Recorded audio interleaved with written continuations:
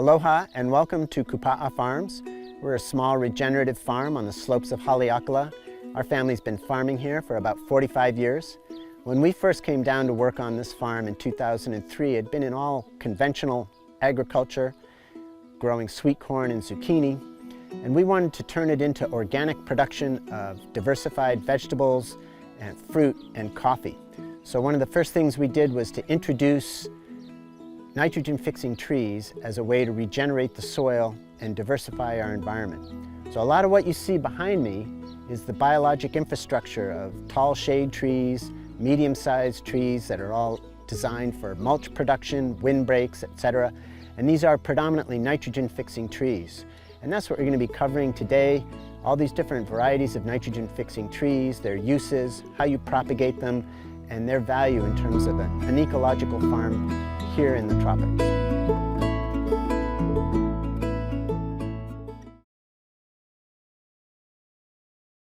Okay, so nitrogen-fixing trees are part of a family called Fabaceae, which is the third most abundant plant family in the world. They're characterized by what are referred to as pinnate leaf structures. They're compound leaves. So you see an individual branch that comes out here with small little leaves. This happens to be from a leucaena, Gliricidia, but they're all characterized by this same pattern, and they commonly have pods as the end fruit of flowering. On our farm, and perhaps on your farm as well, there's a whole series of different tiers of nitrogen-fixing plants that you would use. You might use low covers that would go in between your crops. These could be beans, it could be vetch, it could be perennial peanut. You might use interplanted trees that help with nitrogen fixation. That would be like pigeon peas. You might use larger trees, intermediate, Gliricidia, Caliandra, and then you have overstory trees, much like the earpod tree that we're standing under now, or you can use koa or monkey pod. All of these trees are characterized by biological nitrogen fixation. The value of that is 25% of what is produced by the nitrogen fixing plant actually goes to the associated non-nitrogen fixing plants. So you're decreasing your reliance on outside fertilizer by generating the fertilizer your plants need right next door.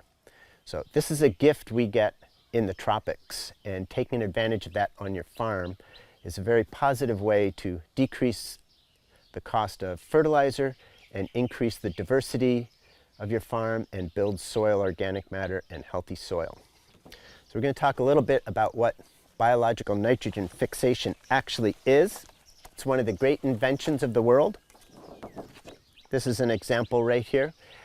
It is produced by an enzyme called nitrogenase.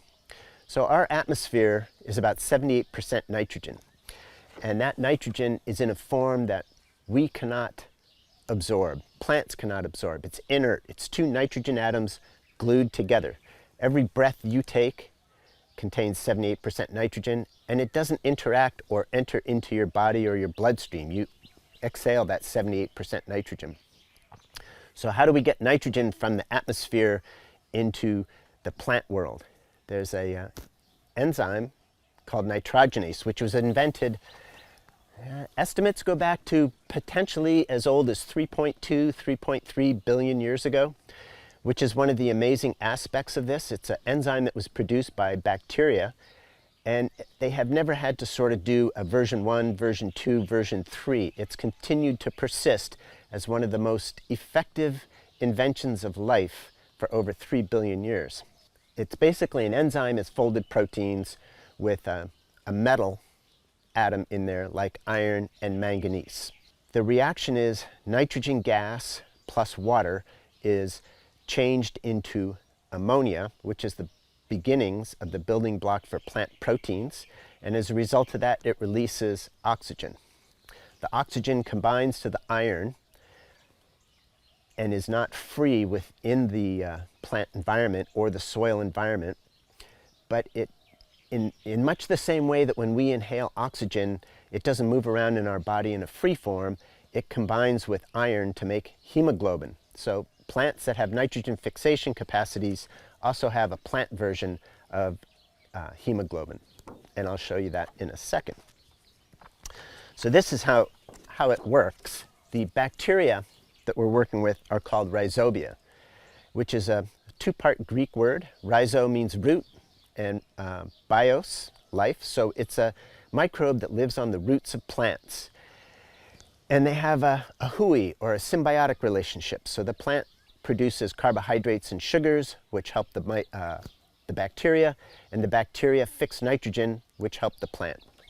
It works in a way like this, where the plant initially produces small root hairs, and those root hairs exude flavonoids. These are compounds that are produced by the plant.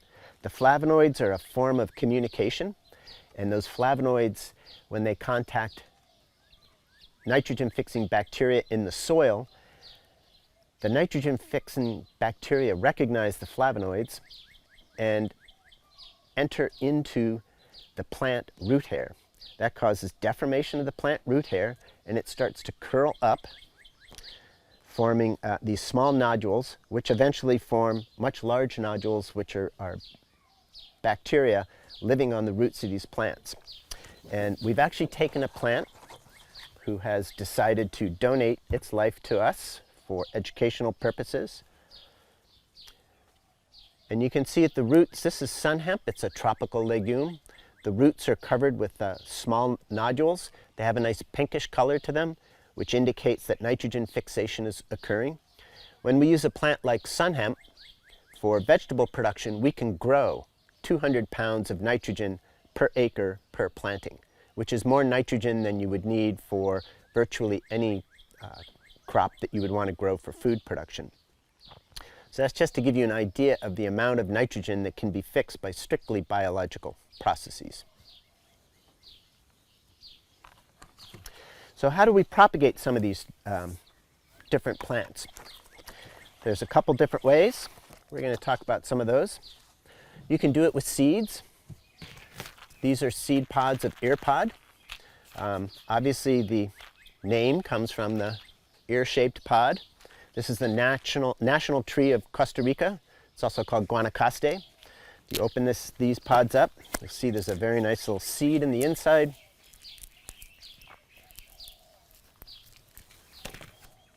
Which is quite beautiful. To propagate an ear pod tree, which is this huge tree that we're looking at behind us, which is 15 years old, you scarify the seed first. You might chip it a little bit with a nail file. You might soak it for a couple minutes in almost boiling water, and then soak it for 24 hours to get the seed coat to be soft enough to let the water in. The water is the alarm clock that's going to wake up your plant. So you can propagate plants from seed. There's ear pod here. Gliricidia is another one. Pigeon pea. Perennial peanut. This is a really nice ground cover to use in an orchard setting that helps fix nitrogen and outcompete weeds. You can also use Lana vetch. That's another champion nitrogen fixer. Works really well in orchards. One of the things you would want to do is you're going to coat the individual seeds with an inoculant. In the tropics, we generally have a lot of nitrogen fixing of rhizobia that live in our soil. But in the event that we don't, this powder, which is usually available from plant nurseries and hardware stores, can be used and sprinkled on individual seeds to make sure that they actually have nitrogen fixing bacteria on them. So the whole process, when the seed wakes up and the plant roots start to form, they will interact with the rhizobia that are currently dormant in this powder, and the whole process of nitrogen fixation can begin that way. It's an inexpensive way to inoculate your seeds to make sure that they're actually viable and ready to go. So that's how you propagate nitrogen fixers from seed. Some of our nitrogen fixers actually propagate really well simply from cuttings. This is a cutting of Gliricidia. It's also called Madre de Cacao. And it can be propagated just by putting it in the ground and watering it. Got to make sure that you know which is the top and which is the bottom. If you plant it upside down, chances are it's not going to grow. So you plant it down like that and off it goes. Another one that's a really valuable nitrogen fixer is called, it was developed at the the University of Hawaii at CTAR.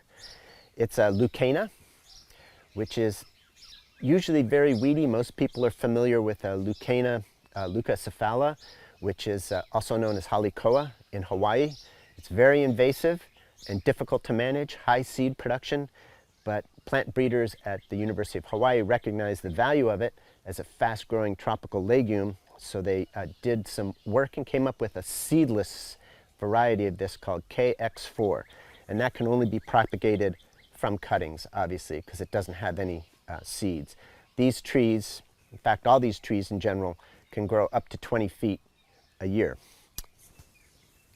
Another one that you would propagate from seed is Caliandra, catharsis, I believe, or catharsis, and you can propagate that from seed. Most of these ones that you propagate from seed do not have weedy components to them, although Caliandra can get kind of weedy. The ones that we like to grow as sort of a tiered approach is that we'll have overstory trees, which could be monkey pods, could be ear pods, could be koa. We'll have a mid layer of Gliricidia, and then we might have the floor of the orchard will be perennial peanut and vetch. These mid-orchard trees like Gliricidia grow 15 to 20 feet a year, and we can take them and turn them into wood chips to use for compost or for mulch, and then they'll grow back. Each time you cut them like that, the roots shed a significant amount of biomass and enrich the soil in organic matter. So we can move on, and I can show you how to operate a safe chipper and use this type of material for wood chip production.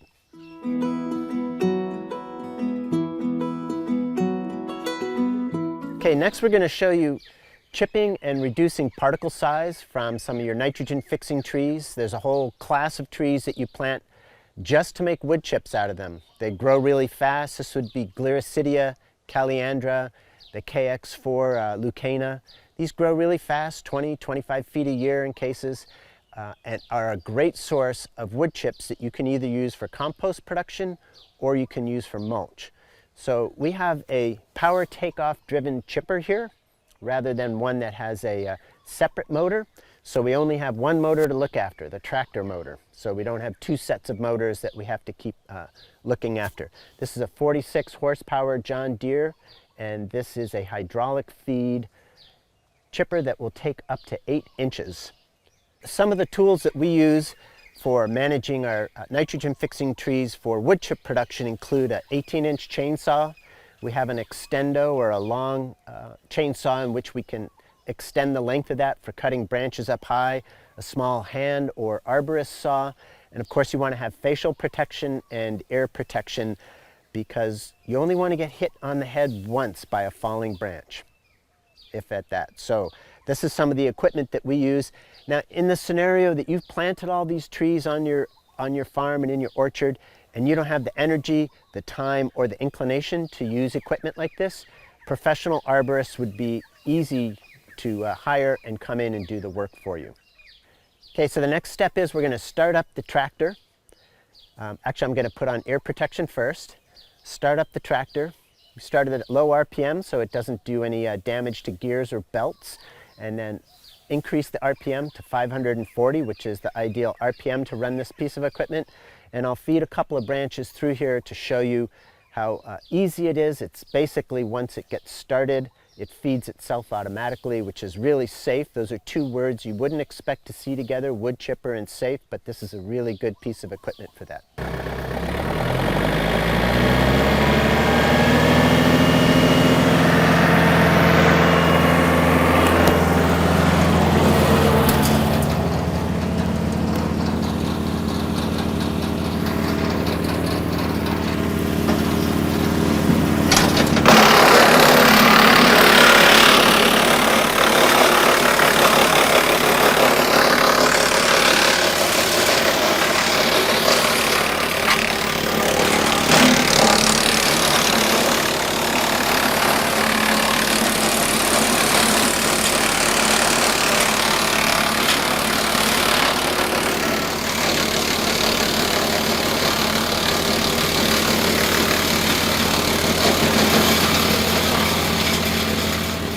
These are the wood chips that are produced by this piece of equipment from the Lucena, the KX4.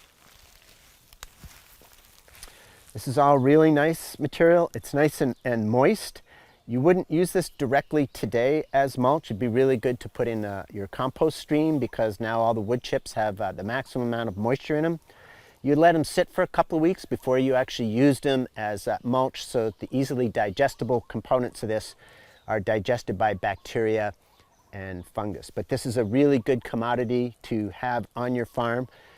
The way we've planted our farm, we have about enough nitrogen fixing trees that are designed just for wood chipping to produce 60 yards of wood chips a year. And not only is that a benefit for the farm itself in terms of weed management, limiting the amount of water lost by keeping the soil covered, feeding your plants, but it also represents a significant process and accomplishment in terms of carbon sequestration, because to produce this, plants are taking carbon dioxide out of the atmosphere, water, working with the rhizobia to produce a nice, hard, carbon-rich material, which we get to use for mulch and compost, while pulling carbon dioxide out of the atmosphere at the same time.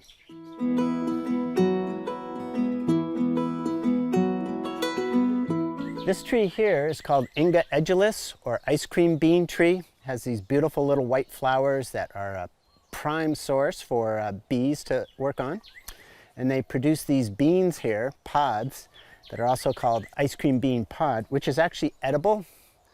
Let's see if I can open one up here.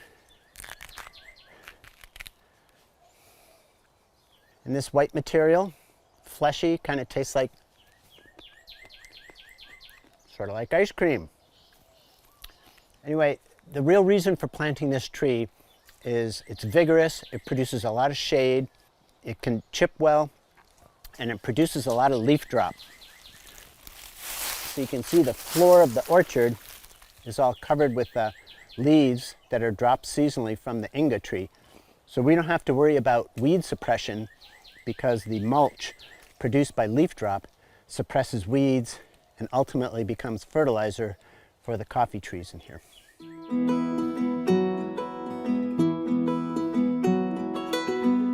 So we find two different uses for wood chips here.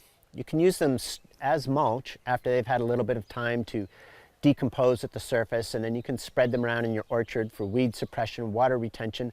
One of the other things we use the wood chips for, particularly when they're fresh, is for compost production, which really enhances the health of your soil and the quality of your plants and the health of your plants. So we intercept about 25 tons of food waste a year, combine that with wood chips as a carbon source, and end up producing this compost that you see here. So this all used to be on someone's plate or in the back end of a restaurant about 6 months ago. So we actively manage the addition of food waste, wood chips, and carefully orchestrate that to end up with a really healthy, vibrant product that we can add to our soil without having to bring in bags of something from off-island or out of state. So it's local fertility that you can generate on your farm or on your island.